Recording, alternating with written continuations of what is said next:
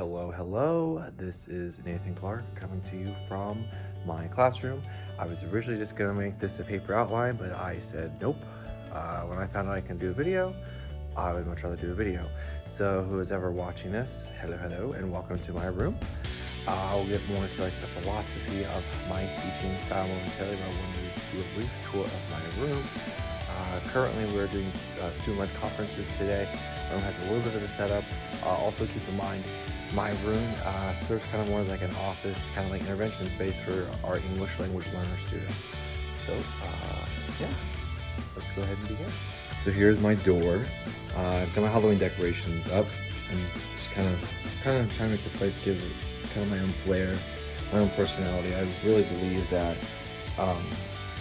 your classroom should feel more like a home and less like a classroom. I just want people to feel comfortable. I feel like when we feel comfortable, that's when we're able to take those risks that we need in terms of that productive struggle and trying to learn.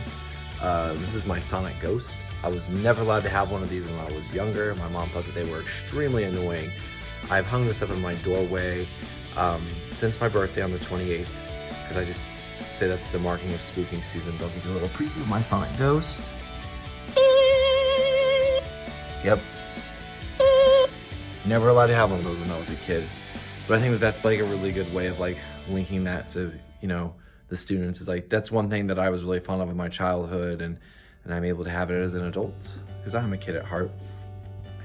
Since I'm an ELL teacher, I really took that to heart, to labeling things in my room. I know that it's seen as probably a K-5 practice, but due to like the population I serve, I still think it's a good practice. I know the brain is a pattern-seeking device, so I have all of my things with yellow tape, black writing. So for example, light switch. Kind of just having things to read in the classroom. So definitely, like, I really enjoy this quote. You are imperfect, you are wired for struggle, you are worthy of love and belonging. My boyfriend painted this for me during quarantine, just because I was having a hard time back in like May, really starting my ITF stuff and really just trying to deal with the world around me and adapting to it. But I really take this to heart, and I really want my students to feel like that, you know, they belong here, they are loved for who they are, and that's important. But our differences are great things, and they should be celebrated, and we have something to learn from it. It's definitely better to be in a heterogeneous type setting than a homogeneous type setting in terms of learning. So this is my Himalayan salt rock lamp. I don't really believe in the whole like ion release thing. I just think it looks really pretty. It's really relaxing. It's kind of like the theme I wanted to go for if I were to have a theme. It's just relaxing because I deal with 6th, 7th, and 8th graders. Deal is in like sometimes they've got some personalities they're growing into, so just basically making them feel comfortable and, you know, knowing that it's okay to be you in here. It's okay to have bad days. We embrace all emotions. So this is my water cooler I stumbled upon. It's come in handy many times. It's actually been a time saver because I don't have to run down the hallway to get water. My lamp with the label on it too. So I've got my tables and chairs set up. That table over there, that's just for conferences for parents to sit so we can have the social distancing. One thing I would love to do coming into the second quarter, probably getting more appropriate desks. These desks are kind of small for my students, so I probably am going to get more appropriate desks. I haven't had very much time of pulling out the students and all that, but I've had a little bit of time with that. And what you said, Nancy, about the groupings and how you waited 9 weeks to do them, that really has given me a lot of perspective, just because I don't feel like I should be as hard on myself. And since a couple of the teachers this week have quit, we have to reform the cohorts, and our students will be coming back 4 days a week, with Wednesdays being virtual because it's a half day. There's my word wall, no words, just because middle school is going through another transformational phase. One idea that I've thought about during my downtime at home during break was making laminated cards with just root words, and having students go onto the board here in this blank space and just writing as many words as they can based off the root. So that's one thing I want to implement as soon as possible. I'm actually going to start working on that this weekend. All right. So I really think that plants are important in the room. If I had more students in here, I would definitely have them take care of the plants. This bamboo plant is rather thirsty, so it does require a lot more water than the other plant I'll show you later in the video. But I think that's one thing I definitely want to do in terms of having students in here on a regular basis for intervention time, giving them jobs, giving them that kind of like responsibility. Also having more visuals. I will be ordering a map of the United States, a map of Indiana, and a map of the world, you know, just so they can have that visual and learning those words in English for the places and just giving them perspective about where they are. So it's going to definitely be on that wall. This is another one of my quarantine creations, just to like, you know, give people more of a sense of who I am. I just painted that back, I want to say in early April.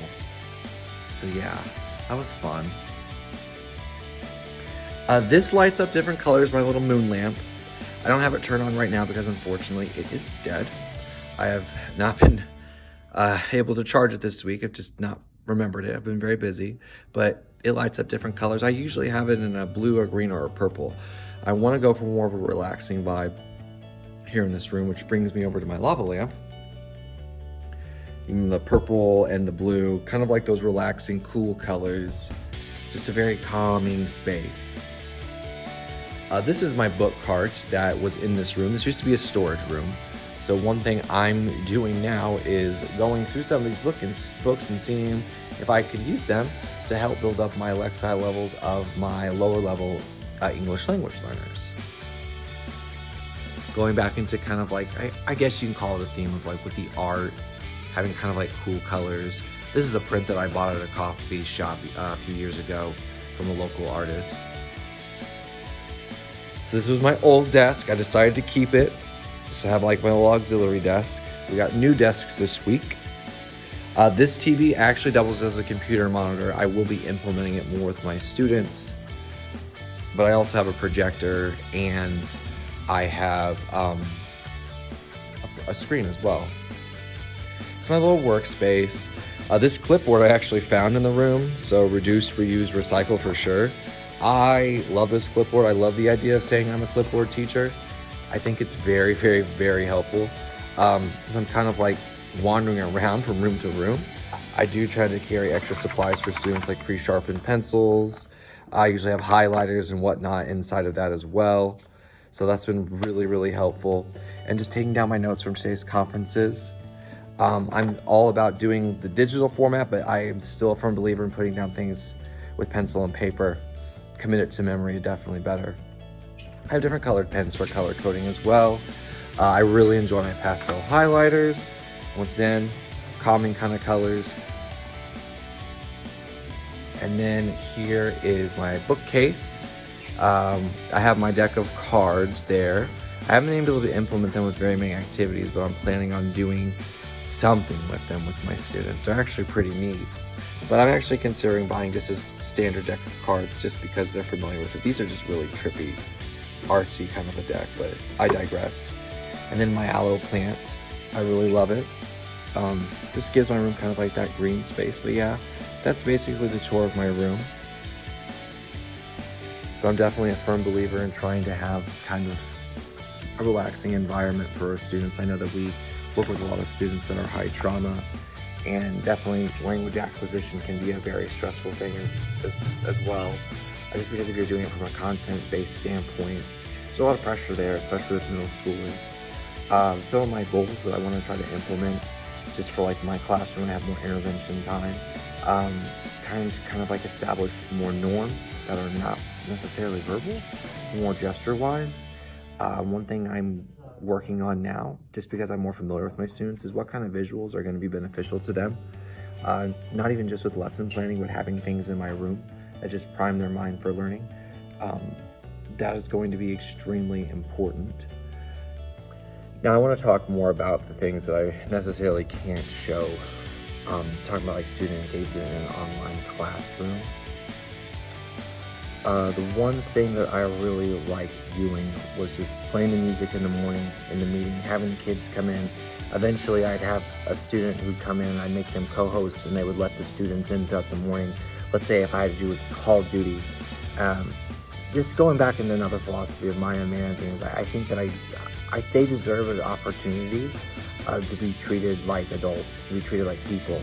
And I think if you present that opportunity to them and you give them a chance to take it, I think that is what really builds relationships with people. I really also believe that trying to read something is very important. With my online students I had, pulling in that Newsy LA, having those articles, trying to meet the grade level standards, wanting to see what kind of lexile levels I had. Also very important from an English language learning standpoint, knowing like what can you do in Spanish. For example, with my Spanish speakers, okay, so you can do this academically. Well, let's move it into slowly moving into more like lower level lexile stuff in English, building all that, trying to build that background with the students. That way they want to be engaged and they want to do the learning. I think things that I definitely would do differently with my online environment is probably trying to assign more jobs. One thing I've talked about with myself is maybe making someone a minute keeper in the meeting, having somebody just read the agenda for the day, doing things like that, giving kids more of like a responsibility and a role. Other successes I've had with online is just definitely implementing better online tools for learning, like Padlet, so people can see what they're writing in real time. I really like it. If you're worried if your students are going to have potty mouths or profanity, it replaces all those bad words with very nice, funny emojis. My students haven't done that yet, so I must be doing something right in terms of setting that expectation of respect. I'm also a firm believer in you show respect, you do things because you want to have that integrity. You don't necessarily do it because of all the glory of the notification or verification, whatever you want to call it that comes with it. You do those things because they're the right thing to do, and whatever follows. Like, people will notice. I really believe that. I believe that in my job. I think the leadership of my school is very, very awesome. They are transparent with us. They are open to suggestions. We are working at a school that is a turnaround school during COVID crazy time, and it's its first year in operation. So definitely trying to give people more grace with that. What I'm really excited is we're getting ready to change stuff up. I'm only going to be helping out students who are in person now. So things that I really want to do are being more thoughtful with what I'm going to do with intervention time, because that'll be the only time I can pull out lower level students. Definitely one practice that I have really thought about during my fall break was not just using a word wall, but making cards with root words and adding prefixes and suffixes is a good way to visually build vocabulary. That is definitely one thing that I would do differently. And just like a different thing that I've learned in general is just consistency is the key. Kids thrive when they know what to expect, when they have that routine. I really love the fact that you emphasize that the brain is a pattern-seeking device. As somebody who has ADHD, been diagnosed 3 times in my lifetime, I look for those patterns. I'm a language learner. I look for those patterns. I try to have that empathy with my students who might have like an IEP, and especially like my English learners. They are looking for those patterns. They're looking, that's how they build their vocabulary and their language. One thing I definitely want to do is have more interactive reading time with the kids. I definitely am trying to slowly push in with the teachers on how they would do like a closed reading with their students. So those are things that I would definitely do differently. I'm very pleased with the setup of my classroom. I wish I was a general classroom teacher.